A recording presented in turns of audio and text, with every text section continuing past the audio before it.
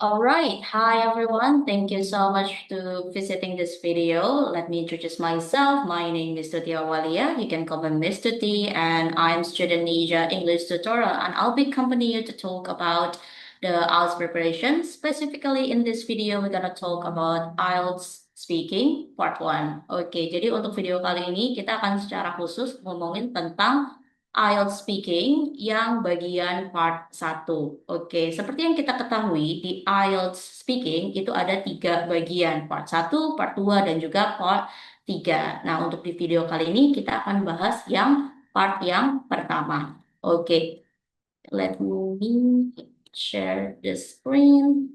Alright, so IELTS speaking part 1. Oke. Nah, apa sih yang bakal kita omongin di video kali ini? Pastinya ada 3 hal ya. Yang pertama adalah pertanyaan personal. Jadi, apa jenis-jenis pertanyaan apa sih yang akan ditanyakan di bagian pertama di IELTS speaking ini? Dan bagaimana cara menjawabnya secara natural? Dan of course, the last one will be about, there will be pembahasan soal speaking part 1. Jadi, teman-teman nanti akan diminta untuk menjawab beberapa soal dan kita akan membahas soal-soal tersebut di akhir video. Alright, cool. Nah, sebelumnya kita omongin dulu tentang IELTS speaking seperti yang tadi. So, what is IELTS speaking actually? As we know that IELTS speaking test is actually the shortest test among all assessments in IELTS. Jadi, IELTS speaking itu adalah Assessment yang paling sedikit di antara assessment-assessment yang lain. Biasanya teman-teman hanya membutuhkan sekitar 11 sampai 14 menit untuk interview dengan native speakers. And of course, it's not the random native speakers, they are trained native speakers. Jadi teman-teman akan melalui interview dengan orang yang berbahasa Inggris asli sebagai bahasa pertama, dan nanti akan ada 3 bagian, part 1, part 2, dan part 3. Nah, part 1 itu teman-teman akan melalui tipe question and answer style of question, right? So basically they will give you question and you need to answer the question directly. Oke, jadi di part 1 itu modelnya akan question and answer. Jadi nanti native speakernya akan nanya beberapa pertanyaan dan teman-teman harus menjawab itu secara langsung. Nah, tipe pertanyaannya itu seperti apa? Karena masih part 1, biasanya pertanyaannya itu masih personal. It can be about home, it can be about family, your job, your studies, and everything that's about humans' interests and a wide range of similar topic areas gitu. Jadi this part lasts between 4 and 5 minutes. Jadi biasanya untuk part 1 ini bisa berlangsung 4 sampai 5 menit sendiri gitu. Nah, kalau di part 2 itu akan berbeda lagi ya, teman-teman ya. Nanti di part 2 itu setelah melalui part 1 teman-teman akan dikasih kartu. Nah, di dalam kartu itu akan ada pertanyaan gitu. Misalnya describe your a favorite music, let's say. Okay, or maybe can you tell us about your favorite music or favorite song, for example. Nah, ketika dikasih kartu tersebut, teman-teman akan dikasih waktu 1 menit untuk prepare jawabannya apa, kayak gitu. Dan biasanya pas part 2 ini akan dikasih a piece of paper and a pencil untuk coret-coret ya. Setelah 1 menit, teman-teman akan dikasih 2 menit untuk menjawab pertanyaan tersebut. Then going to the part 3, you be given question and answer type of question again. Jadi di part 3 itu sama kayak part 1 model tipe interviewnya yaitu question and answer. Cuman yang membuat berbeda adalah part 3 itu questionnya lebih ke arah diskusi gitu dan temanya biasanya itu nyambung sama part yang kedua gitu. Soal-soalnya mungkin agak lebih abstrak di part 3 compared to the part 1 because again part 1 is about personal question. And this is the thing that we will do today. We're going to talk about IELTS speaking part 1. As we know that IELTS speaking part 1 covered general question, right? Like homes, families, studies, and everything. All right.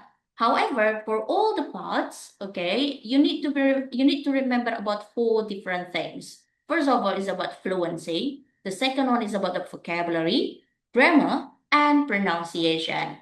Jadi, ada 4 hal yang teman-teman harus ingat ketika mengerjakan atau melalui IELTS speaking, yaitu seberapa lancar, fluency, vocabulary atau kosakata, grammar atau tata bahasa, dan of course, the last one is pronunciation. Itu yang harus teman-teman ingat gitu. Nah, balik lagi ke speaking part satu, pertanyaan, oke, pertanyaannya personal. Sepersonal apa sih gitu? Sepersonal di mana teman-teman akan ditanyakan contohnya kayak, oh, where are you from? Do you like your hometown? What do you usually do in your free time? Right? Okay, what you like about your job? What you don't like about your job? Gitu. Oke, who is the family's member that you are close with misalnya? Gitu. Jadi walaupun temanya temanya itu personal, akan ada beberapa pertanyaan yang mungkin agak berbeda-beda kayak gitu. Dan teman-teman tidak usah khawatir, walaupun dia judulnya personal question, tapi tidak akan menjurus ke ranah privasinya teman-teman gitu. Jadi walaupun dia personal, tapi masih ada di tahap normal seperti itu. Okay, so just like I told you before, there are four different things that you need to remember in IELTS speaking, right? Okay, first of all, it's about fluency and coherence, lexical resource or vocabulary. The next one is grammatical range and accuracy of grammar. And the last one is about pronunciation. Oke, tergantung teman-teman nanti mau ngegolin band skornya berapa gitu. Kalau semisal teman-teman pengen dapat katakanlah 7 ya di IELTS speaking, nah dari band descriptors ini teman-teman bisa lihat apa yang harus teman-teman lakuin untuk mencapai band 7 tersebut. Contoh nih, untuk ranah fluency and coherence atau kelancaran dan juga nyambung nggak sih gitu, seberapa lancar dan seberapa nyambung jawaban kita ke soal tersebut. And what should we do actually? Speaks at length without noticeable effort or loss of coherence. For example, oh kita bisa berbicara sesuai waktunya without noticeable effort, tanpa adanya noticeable effort or loss of coherence, dan bisa tetap nyambung. My demonstrate language related hesitation mungkin akan ada keraguan dikit-dikit ya, walaupun di band 7 at times dalam beberapa kali, or some repetition and or self-correction. Jadi perulangan itu masih ada di band 7 dan juga self-correction. Uses a range of connective and disclose markers with some flexibility. Gitu. Jadi menggunakan disclose markers atau kata-kata sambung untuk make sure bahwa jawaban kita tuh coherence. Kayak gitu contohnya kayak therefore, moreover, something like that. For example, okay, that's kind of words. Okay, that's fluency and the coherence. Okay, itu adalah salah satu contoh gimana teman-teman bisa pakai band descriptors ini. Dan itu akan berguna juga untuk ketika kita ngomongin vocabulary di lexical resource. Oke, this one. Oke, berarti kalau misal teman-teman pengen dapat 7, ya berarti tinggal apa sih lihat dulu apa sih yang harus teman-teman lakukan untuk mendapatkan band tersebut. Oke, next one is about grammatical range and accuracy and of course about pronunciation. Oke, untuk lexical resource, especially for band 7, it is very important that you use some less common. Less common means advanced vocabulary. Jadi yang tidak terlalu umum dalam artian dia adalah advanced vocabulary or academic vocabulary. And of course, the most important thing that you can use vocabulary resources flexibly. Dan teman-teman bisa menggunakan kosakata itu secara fleksibel. Oke, jadi seberapa natural teman-teman bisa menggunakan kata tersebut dalam bahasa Inggris. Contoh, kita mau bilang, oh rasa kopinya kuat. Oke, the taste of the coffee is, what do you think, powerful or strong? Of course, we will choose strong. The taste of the coffee is strong, not powerful. Though that strong and powerful has the same meaning, but we need to make sure that we can use the vocabulary very naturally. Okay, it means that you can use the vocabulary resource flexibly. So you use the word strong rather than powerful. Nah, itu salah satu contoh gimana teman-teman bisa menggunakan vocabulary tersebut secara fleksibel. Kapan harus menggunakan vocabulary apa gitu. I would say that using the right tenses is not enough. Aku mungkin akan berpendapat bahwa menggunakan tenses yang bagus atau tenses yang benar, of course it's needed, sangat dibutuhkan, but it's not enough to get at least 7. You need to make sure that you can have complex structure.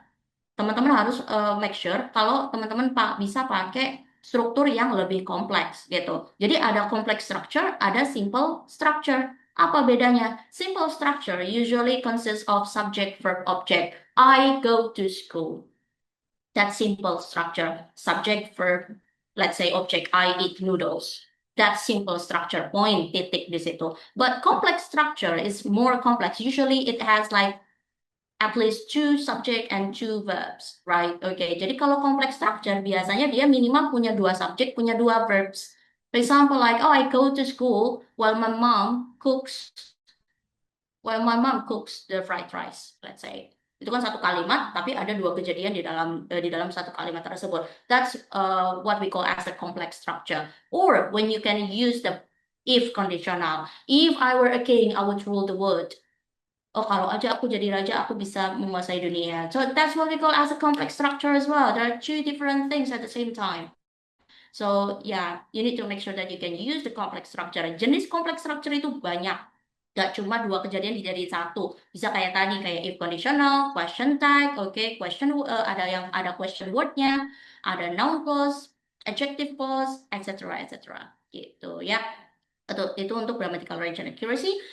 As for the pronunciation shows all the positive features of band 6. Oh, dia tergantung band 6 sama band 8 kayaknya ya.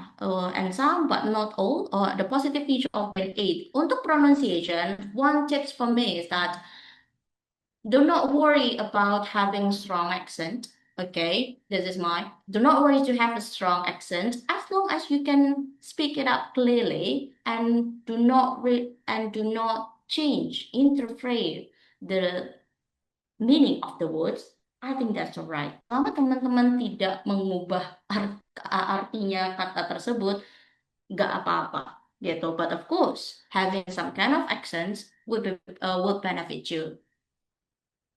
Tapi tentu saja ketika teman-teman mempunyai pronunciation yang bagus, apalagi punya accent yang bagus, itu akan menjadi nilai plus juga. Gitu.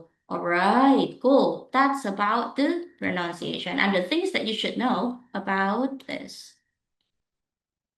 Dan, nah, kesalahan umum dari test takers ketika IELTS speaking adalah memberikan jawaban yang terlalu pendek atau terlalu singkat, atau sebagian kasus itu terlalu panjang, jadinya cerita kayak bikin novel gitu ya. So, to avoid that kind of mistakes, we need to have what we call as structure. Jadi untuk menghindari kesalahan tersebut, kita butuh yang namanya struktur jawaban. Of course, you can use this one, and if it doesn't really suit you, hopefully that it can inspire you still, like what you can actually do in your answer. So we need to make sure that we have a structure in answering the IELTS speaking assessment. Jadi kesalahan yang biasanya test takers lakukan ketika hari H itu adalah memberikan jawaban yang terlalu singkat atau terlalu panjang gitu. Nah, untuk menghindari kesalahan tersebut, kita butuh yang namanya struktur untuk menjawab pertanyaan-pertanyaan yang diberikan. So, apa sih strukturnya? Kita bisa pakai salah satu struktur yang banyak orang pakai juga, yaitu main answer, reason, and example. Jadi, struktur ini digunakan untuk make sure bahwa teman-teman ini bisa menjawab pertanyaannya tidak terlalu singkat, tapi juga tidak terlalu panjang, dan masih ada bobotnya. Gitu. Oke, kita coba lihat contohnya ya. Oke, let's draw. The topic is about books, for example. And the question is like, oh, do you like reading books? Kesalahan pertama adalah karena dia pertanyaannya dudas, biasanya kan jawabannya yes, no gitu kan.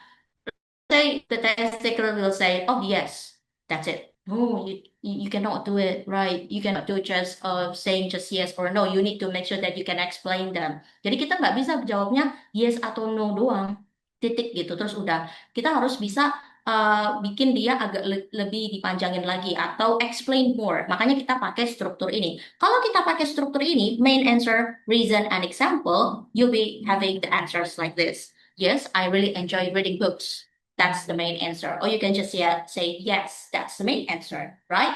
Because it helps me relax and also improve my English vocabulary. That's the reason why you say yes. Kenapa kok jawabannya yes? Kenapa kok jawabannya no? Why? Let's say that your answer is no. No, I don't like books. I don't like reading books because it makes me sleepy and I don't like having books in my room, for example. Okay, so harus ada alasannya kenapa gitu. Nah, habis itu kasih contoh dari kita suka buku itu gitu. Oke, contohnya when I was younger, I read Harry Potter and Philosopher's Stone by J.K. Rowling, and it actually motivated me to learn English more. Example-nya seperti itu. Example-nya boleh apa aja gitu. Bisa seperti ini, bisa juga kayak ini kan ngomongin tentang buku yang disuka ya. Bisa juga ngomong kayak for example that because you say yes, because you say that it helps me relax and also improves my English vocabulary, you can say I usually read a book like 3 times in a week. Okay, for like 4 hours in a day, 4 hours each, for example. Oke, nah itu jadi example itu bisa apa aja. Yang penting masih nyambung gitu. Jangan tiba-tiba teman-teman ngomong yes, tapi example-nya menunjukkan bahwa teman-teman nggak suka buku. Nah, itu coherence-nya akan turun gitu. Itu kenapa ada yang namanya fluency sama coherence. Teman-teman lancar jawabnya. Tapi kalau misal nggak nyambung, ya turun coherence-nya. Kayak gitu. Oke, jadi memang ada beberapa hal yang harus kita ingat. That's the thing. All right. Hopefully that it can be explained very well to you and hopefully that you can understand the assignment. Now, let's talk about the real part, okay?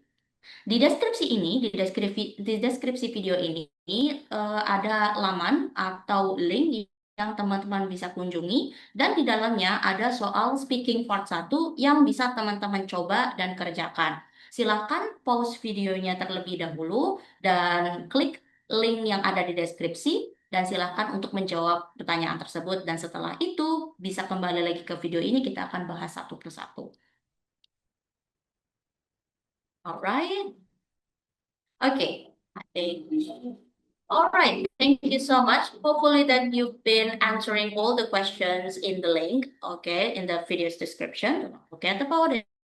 And I'm gonna talk about each part of question. Right. Okay. The first question was about science. The topic was about science, right? Okay. And the question is, did you like studying science when you were at school? Why? Why not? Oke, dari sini aja udah ada kata why sama why not. Otomatis teman-teman harus jawab harus ada alasannya. Oke, katakanlah teman-teman bilangnya iya, karena kemungkinan jawabannya yes and no, right? Oke. What if you say yes? Yes, I did. Okay. I really enjoy studying science when I was at school because I was curious about how things work in the real world. For example, I found biology particularly interesting since we learn about the human body and how it functions. Dari sini kita bisa lihat pertama, ada main answer-nya. Yes, I did. I really enjoy studying science when I was at school. This one, sampai sini. This is the main answer. And this person also gave the reason why. Because I was curious, blah, blah, blah, till this one. Then, the example. I found biology particularly interesting since we learned blah, blah, blah. So basically, this person followed the structure of main answer, reason, and example. Oke, atau kalau misal kalau teman-teman jawabnya no, sama ya, main answer-nya dulu atau jawaban utamanya dulu, iya atau enggak. Enggak, misalnya, not really. I found science quite challenging when I was at school, especially subject like physics. Ini udah mencakup contoh ya, contohnya di sini fisik. Oke, walaupun dia gabung. I prefer subject that involve more discussion and creativity such as literature. Ini bisa dikatakan juga sebagai reason. Jadi kenapa ya? Karena aku prefer subjek yang lebih tentang kreativitas dibandingkan tentang fakta gitu, seperti literatur. Though that you do not really mention about the word because it's alright gitu. Gak perlu plok ketiplok ya tentang oh because for example. Kadang bisa juga seperti ini. Jadi kayak digabung-gabung gitu. Itu contohnya bisa taruh sini juga. So in this way, you can give such a decent answer, not really short, not too long, but still has points in it. So many points, basically. Okay, that's the first one. The next one, the second question. What do you remember about your science teachers at school? Okay. What do you remember? Alright, jadi ini pertanyaannya tentang opinion ya. Jadi bukan yes no gitu kan. Kita nggak bisa jawab yes atau no ya karena memang bukan soalnya. I remember that my science teachers were very passionate about their subject. Okay, one of my teachers used to demonstrate experiments in class, which made the lesson much more interesting and easier to understand. So basically, ini masih mengandung struktur yang tadi ya. Oke. Oh, walaupun sebenarnya di sini main answer-nya itu agak gabung gitu ya. Oke, I remember that my science teacher were very passionate. This is the main answer. Oke, jadi dulu guru sainsku itu sangat passionate gitu ya tentang subjeknya gitu. This is what you remember about your science teacher. Jadi first sentence ini untuk menjawab apa yang kamu ingat tentang gurumu itu, guru sainsmu itu pas di sekolah. Nah di sini dikasih contoh. One of my teachers used to demonstrate experience blood, which made the lesson much more interesting and easier to understand. Loh, berarti ini because-nya nggak ada ya, ya nggak apa-apa as long as you can answer it very well, not too short and not too long. I think that's alright. Kayak gitu. Oke, apalagi ini kan juga bukan yes no question. Or you can just say my science teacher was quite strict. Ini untuk menjawab, remember what you remember, right?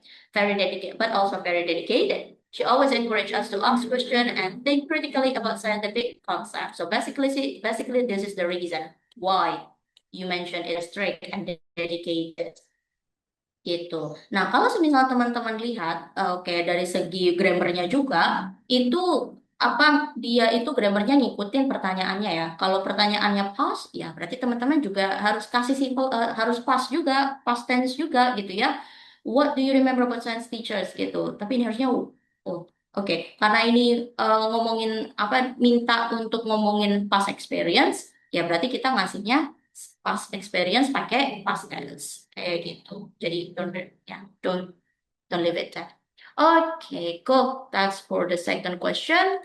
Going to the next one. How interested are you in science now? Why and why not? Okay. Seberapa tertarik sih kamu ke science sekarang gitu ya? Karena ini sekarang berarti mintanya waktu sekarang. So, present times.